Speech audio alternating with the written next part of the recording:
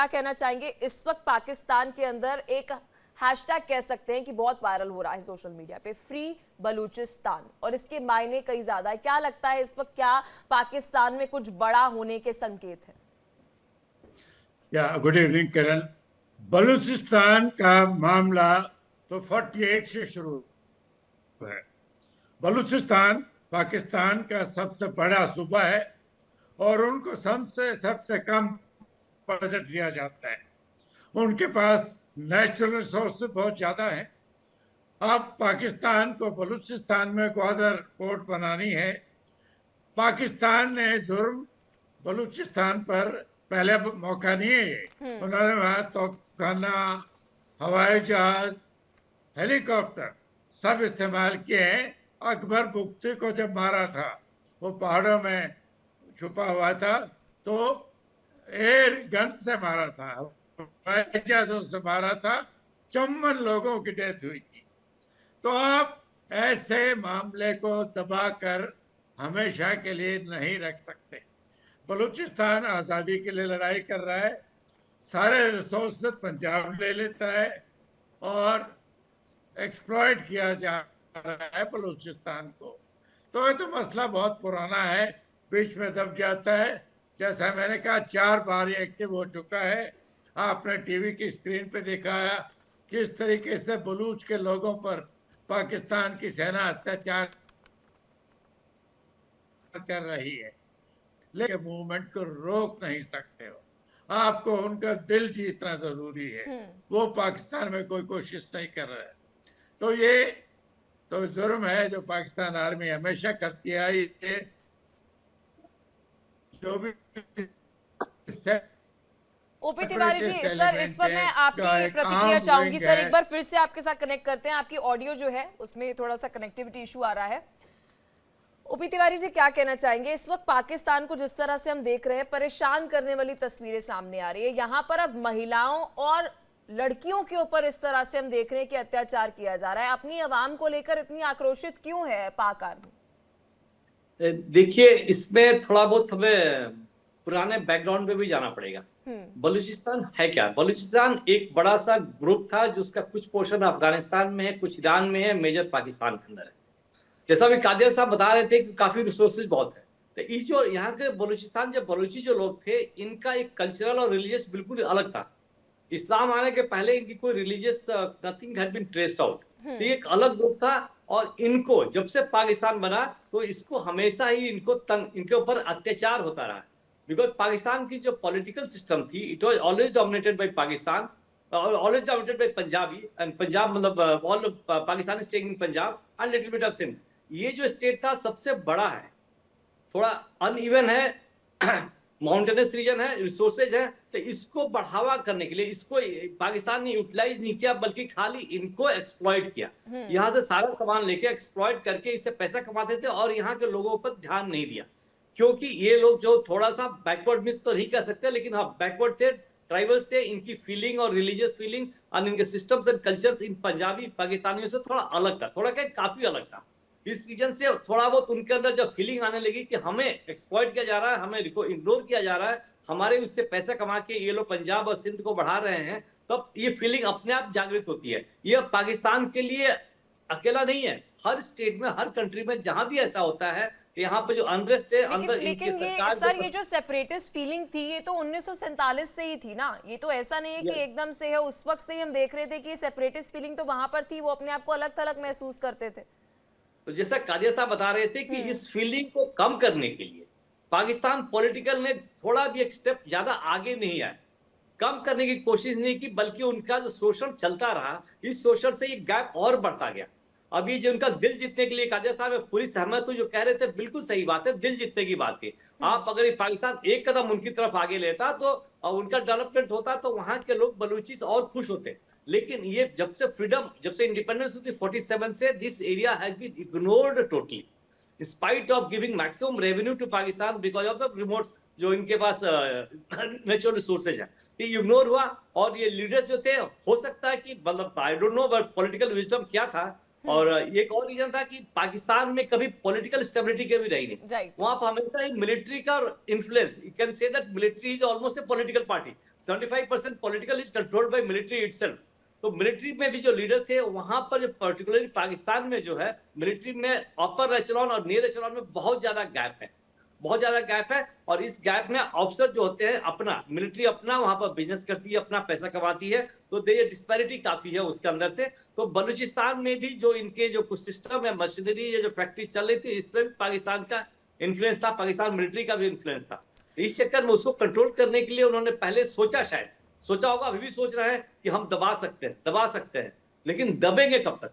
दबाना लेफ्टिनेंट जरूरी है, जनरल राज दबेंगे का ज्ञान जी, एक बहुत महत्वपूर्ण सवाल जो है वो मेरे जहन में आ रहा है कि यहाँ पर क्या चीन की परियोजनाओं का जो वर्चस्व बढ़ते हुए नजर आ रहा है, क्या ये भी एक कारण हम मान सकते हैं कि वहां पर एक विद्रोह की लहर जो है उसमें एक और ऊर्जा जो है वह भर दी गई है?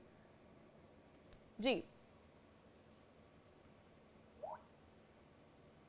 ओके, किरण जी, जब भी ऐसे अलगाववादी मूवमेंट शुरू होते हैं उसको दो तरफा अप्रोच होती है। पहला, मिलिटेंसी को रोकने के लिए आर्मी की जरूरत पड़ती है। उसके बाद पॉलिटिक्स आती है जो उनसे बातचीत करके उनकी समस्याओं को सुलझाता है। राइट। पाकिस्तान में तो मिलिट्री डिसीजन भी आर्मी लेती है, पॉलिटिकल डिसीजन भी आर्मी लेती है। आर्मी का तो एक ही तरीका है, वो हथियारों का। वो मूवमेंट को कंट्रोल नहीं कर सकते। ये तो बहुत पुराना 48 या 75 साल हो गए। कब तक आप जबरदस्ती एक सबसे बड़े सूबे को राइट। दबा के बूट के नीचे रोक सकते हैं? आपकी सीपैक वहां पर गुजर रही है, वो कामयाब नहीं होगी। आपकी ग्वादर एयरपोर्ट है, चाइनीज ने इतने पैसे इन्वेस्ट किए हैं, वो खुद नाराज है पाकिस्तान से। तो पाकिस्तान की आर्मी सबसे बड़ी समस्या पाकिस्तान के लिए समस्या भी है, हल भी है। हल इसलिए कि कम से कम पाकिस्तान को इकट्ठा रखा हुआ है, लेकिन उसकी एक हद होती है। बलूचिस्तान सबसे बड़ा हिस्सा है, आप उनको 4% का बजट देते हो, नेशनल डेवलपमेंट कोई होती नहीं, सारे नेचुरल रिसोर्सेज वहां से लेते हो। और पंजाब डोमिनेंट है पाकिस्तान, आर्मी भी और कंट्री भी, पॉलिटिक्स भी। तो ये तो समय का बात है जब पाकिस्तान के टूट जाएगा पाकिस्तान। ऐसा सर क्यों है? क्योंकि जब भी हम इस पर चर्चा करते हैं, जितने भी डिफेंस एक्सपर्ट से चर्चा करते हैं और वहां के हालातों को देखते हैं, तो वो यही बात कहते हैं कि खासा प्रेम जो है वो वहां पर पंजाब प्रांत या पंजाबियों के लिए, पंजाबी मुसलमानियों के लिए जो है रहा है। क्यों, कारण क्या है? क्या बाकी जो क्षेत्र हैं वो आपके लिए इंपॉर्टेंस नहीं है? क्योंकि है तो आपके मुल्क के ही ना वो क्षेत्र।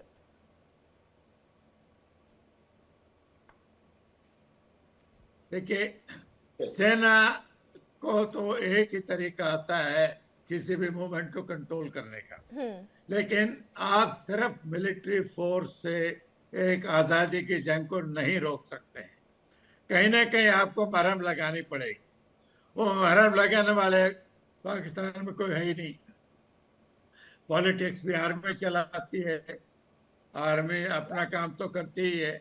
तो ये दबा के रखे हुए हैं पाकिस्तान को। अगर अभी भी पाकिस्तान से जुड़ा हुआ है, वो दिल से नहीं बल्कि बाय फोर्स उनको जोड़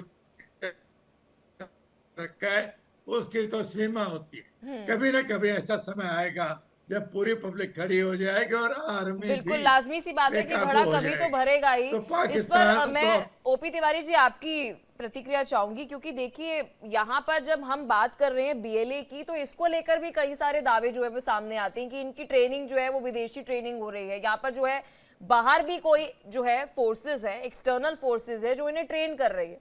क्या लगता है यहाँ पर ये भी कोई इन्वॉल्वमेंट है? देखिए, किसी भी कंट्री के अंदर जो टेररिस्ट एक्टिविटीज होती हैं या जो अनरेस्ट होता है, उसमें उनको फंड की जरूरत होती है, ट्रेनिंग की जरूरत होती है। तो बाहर से इन्वॉल्वमेंट तो बहुत ही आवश्यक है इस एक्टिविटी को फ्लरिश करने के लिए। ये आप बिल्कुल सही कह रहे हो, मैं पूरे सहमत हूँ कि without foreign interference, without foreign funding इस तरह की एक्टिविटी लंबे समय तक नहीं चल सकती है, जिस तरीके से हमने सीरिया में देखा है। अब आप जो एक बात कर रहे थे चाइना वाली, और चाइना का जो डेवलपमेंट उस एरिया में हो रहा है, तो उसमें लग रहा है कि ये पर्टिकुलर रोड डेवलप होगा और ये लोग फर्दर इग्नोर कर दिए जाएंगे। इसलिए वो भी चाहते हैं इंटरफेयर, इसलिए कर रहे हैं कि चाइनीज पे अटैक भी किया था उन्होंने, जी। वो करे ताकि उनका डेवलपमेंट उस स्कोप से विदाउट बलूचिस्तान को इन्वॉल्व किया अगर हो तब उनको पसंद नहीं होगा। ये जो टेररिस्ट ऑर्गेनाइजेशन जितनी भी है सबका सपोर्ट बाहर से मिलता है। और देखिए जिस तरीके से हमने सीरिया में भी देखा हुआ है, तो जिस तरीके से सीरिया का चल रहा है, ये पाकिस्तान भी उस तरह भी प्रोग्रेस कर रहा है, सीरिया की तरफ, सीरिया की लाइन में आने की कोशिश हो रही है। देखिए पख्तून्स भी उधर गड़बड़ चल रहा है, गिलगिट में भी परेशानी है, लिविंग खाली पाकिस्तान, खाली पंजाब को छोड़ के सिंध में सब में अनरेस्ट हो गया। और इस तरीके से अनरेस्ट और आगे बढ़ता है जब वहां की लेकिन सर मैं चाहूंगी इस पर आप थोड़ी सी रोशनी डालिए। जो सीपेक परियोजना की हम बात कर रहे हैं बलूचिस्तान में, ये जो इंटरेस्ट दिखाया है चाइना ने स्पेसिफिक क्षेत्र के अंदर, स्पेसिफिक रीजन के अंदर, क्या कुछ बड़ा मोटिव है चीन का? देखिए ये मैं बहुत ज्यादा डिटेल में, इतनी ज्यादा जानकारी मुझे नहीं है, लेकिन चीन बिना कुछ अपने फायदे के लिए कहीं पर भी कोई इन्वेस्टमेंट नहीं करता। तो बेसिकली पाकिस्तान का था कि इनका चबार पोर्ट डेवलप करने के लिए चीन की हेल्प करे, लेकिन चीन ने इनडायरेक्टली, मैं बिल्कुल बहुत ज्यादा इसके ऊपर मैं कन्वर्जन नहीं हूं, बहुत कुछ पोर्शन ले लिया है। तो हो सकता है कि चीन ये इसी का जो नेचुरल रिसोर्सेज जो ज्यादा है वहां पर उस एरिया को लेना चाहे या किसी रूप में जो डेवलपमेंट कर रहा था उसके बदले में। तो इसमें बलूचिस्तान का ही लॉस होगा लॉन्ग टर्म में। तो इसमें बलूचिस्तान के लोगों को समझ में आ गया होगा, पता है कि चीन अगर आएगा तो हमारे स्टेट का ही नुकसान होगा, पाकिस्तान को तो जो भी होगा वो होगा ही। तो ये उसके अगेंस्ट भी ये टारगेट कर ही रहे हैं। अब उस रोड के अगेंस्ट और किसको परेशानी है तो हम किसी को नहीं सकते। पाकिस्तान को फायदा है, चीन को फायदा है, पाकिस्तान को भी नुकसान, बलूचिस्तान को नुकसान है और चीन को फायदा है। तो लेकिन ये उसको भी स्लो करना तो अत्यंत आवश्यक है। प्लस जब तक ये इकोनॉमिक स्थिति अगर पाकिस्तान की सुधर गई तो बलूचिस्तान का जो एक्टिविटी है थोड़ी बलूची BLA की थोड़ी कम हो सकती है। नहीं सर, पाकिस्तान को कैसे फायदा है? आप तो रिमोट कंट्रोल हो जा रहे हैं, मतलब वहां पर तो आपके इतने बड़े नेता कह रहे हैं कि आप कभी अमेरिका से कंट्रोल होते हैं, कभी आप चाइना से कंट्रोल होते हैं, तो आपका रिमोट ही किसी और देश के पास है और सीरिया पार्ट 2 आप बनने ही वाले हैं। नहीं बिल्कुल आप सही कह रहे हैं, रिमोट चला जाता, लेकिन शॉर्ट टर्म गेम है उनके पास। अभी जिस तरीके से फूड की शॉर्टेज है, पेट्रोल की शॉर्टेज है, बाकी इक्विपमेंट की शॉर्टेज है, वो जो शॉर्ट टर्म गेन है जिसकी वजह से इनकी कुर्सियां अटकी हुई हैं, तो ये अगर कुछ देर के लिए जनता को खुश कर सके, ये खाद्य और ये सब सप्लाई करके नेचुरल नेसेसिटी और उसको सप्लाई करके खुद तो हम ये कह सकते हैं सर जो चीन की डेट ट्रैप डिप्लोमेसी है उसके अंदर पाकिस्तान जो है वो बेहतरीन तरीके से इस वक्त फंस चुकी है। लेफ्टिनेंट जनरल राज कादियान, आप इस पर क्या कहना चाहेंगे? क्योंकि जब हम बलूचिस्तान का जिक्र कर रहे हैं, यहाँ पर केवल 44% पूरे पाकिस्तान का रीजन नहीं है, यहाँ पर बड़ी बात ये हो जाती है कि जो नेचुरल रिसोर्सेज हैं आपके देश के वो भी बलूचिस्तान के अंदर है, और कोई बाहर का देश जो है यहाँ पर इंटरेस्ट दिखा रहा है, प्रोजेक्ट्स लेकर आ रहा है। क्या कोई बड़ी मंशा इस वक्त चीन की आपको नजर आ रही?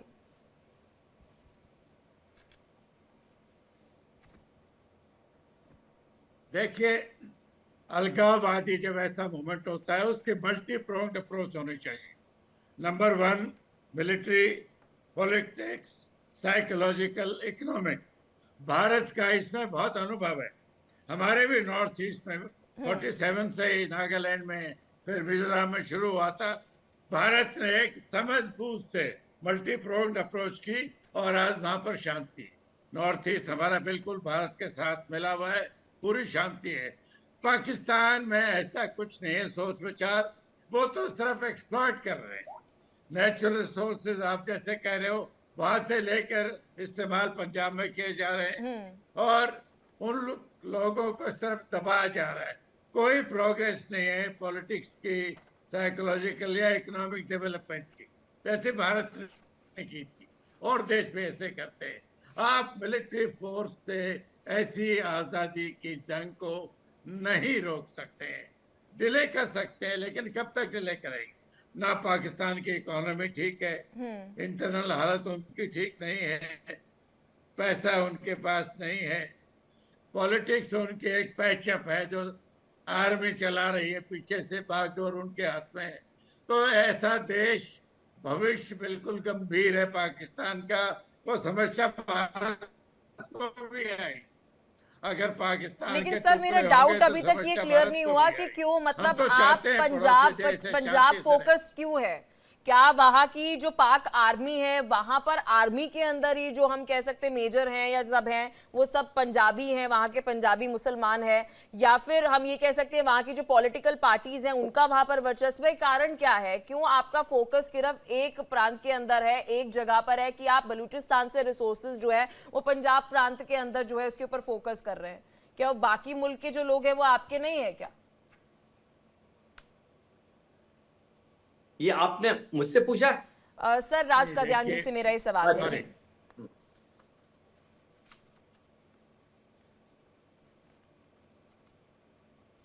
सवाल मेरे से है? जी जी जी सर, जी जी। लेफ्टिनेंट जनरल राज कादियान जी, ये सवाल आपसे था मेरा। नहीं, जो बातें हमने कहनी थी, आप आजादी के अगर वो रोक सकते तो 75 साल से मूवमेंट क्यों चल रहा है बलूचिस्तान में आजादी का? 48 में शुरू हुआ था, बीच में शोले कम हो जाते लेकिन आग सुलगती रहती है। 61 में दोबारा शुरू हुआ था, फिर 70s में, अब फिर एक्टिव है। तो कब तक पाकिस्तान की आर्मी सिविलियन को डंडे मार के, जैसा आप दिखा रहे हैं, उनको कंट्रोल कर सकते हैं? ऐसा नहीं हो सकता। आजकल हर इंसान दुनिया से कनेक्टेड है, उसको पता है दुनिया में खुशहाली कैसे है, उसको भी खुशहाली चाहिए। अगर आप उसको सिर्फ एक्सप्लॉइट करेंगे, दबा के रखेंगे, रिसोर्स से लेते रहे, बजट का सिर्फ 4% आप हिस्सा बलूचिस्तान को, जो कि सबसे बड़ा पाकिस्तान का हिस्सा दे रहे हैं, और उनकी मदद पूरी आपको चाहिए। ग्वादर पोर्ट आपके बलूचिस्तान में है, आप बलूचिस्तान से गुजर रही है, आपको उनकी कोऑपरेशन की जरूरत है, वो नहीं मिलेगी आप। इसीलिए इसी पे एक डिले हो रही है। चाइना भी पाकिस्तान से नाराज है। चाइना अभी तक पाकिस्तान को बेल आउट करता आया है, उनको हथियार भी देता है, उनको पैसे की मदद भी देता है। पहले सऊदी अरेबिया वगैरह देते थे, वो सोच में ड्राइव हो गया।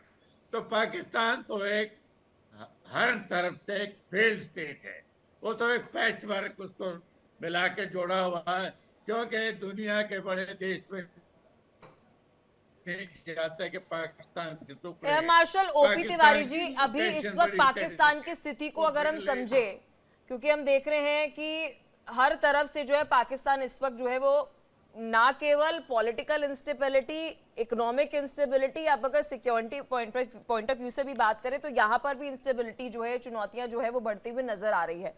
क्या लगता है कि लार्जर पिक्चर क्या आपको नजर आ रही है इस वक्त पाकिस्तान के अंदर? क्या आने वाली जो क्राइसिस है ये और ज्यादा बढ़ते हुए नजर आएंगी?